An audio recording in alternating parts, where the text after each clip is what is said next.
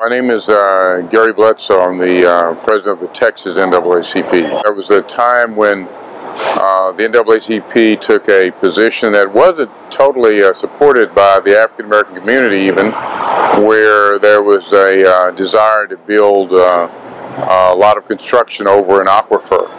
And the NAACP, we opposed it, even though that there were a number of individuals in the African American community who were supportive of the project. And I received a call from the individual who was the owner of the project, and it specifically indicated there would be financial compensation available if we supported the project. And of course we didn't support the project. We opposed the project. And ironically, one of the there was a very influential lobbyist who was working with that person, and that person was so upset because we ended up in the initiative, got about 41–42% of the African American vote, which means we didn't win it, but I think they expected to win it 90–10, and because we were able to get so much of the African American vote on the other side, we were able to defeat the initiative, and I was threatened with lifetime harm for doing it. So I recall that incident very well. I didn't do anything to mitigate it. It wasn't much that I felt I could do or needed to do. I just simply went about doing my business and doing the right thing and making sure that I dotted my I's and crossed my T's and did the things that were supposed to be done.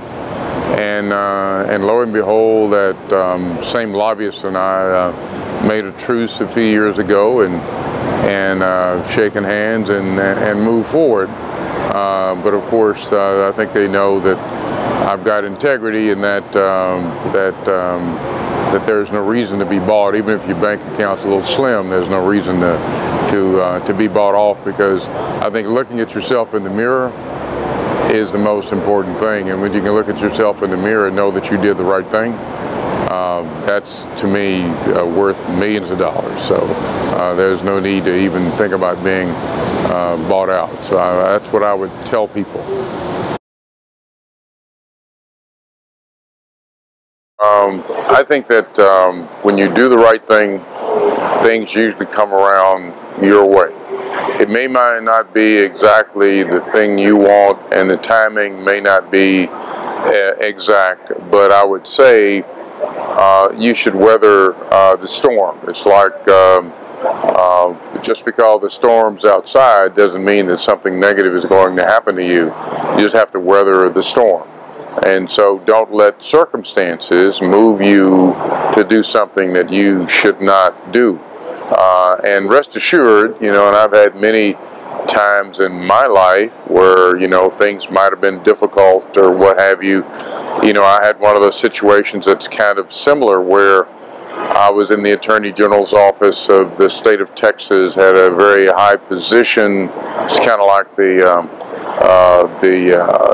was in charge of civil rights for the state of Texas, and newspapers around the state said, how could you create a position like that in Texas, that he can be an advocate, but he can't be in the government and advocate those type positions, which is really unbelievable. So I got involved in politics, ended up losing a job, but I didn't compromise what I felt. I ended up just continuing to do what I needed to do, and ended up opening a law practice, and I've been in law practice ever since, and it hasn't been a problem. And so that kind of thing may happen to some of you, but you should understand, if you do the right thing and walk forward, it's like having faith. It's like when Indiana Jones is seeking the Holy Grail, and then he's got to walk, he knows where it is, and there's no plank across, and so he's got to have faith, and so he puts that foot out and clicks down, and he's either going to fall all the way down to his death,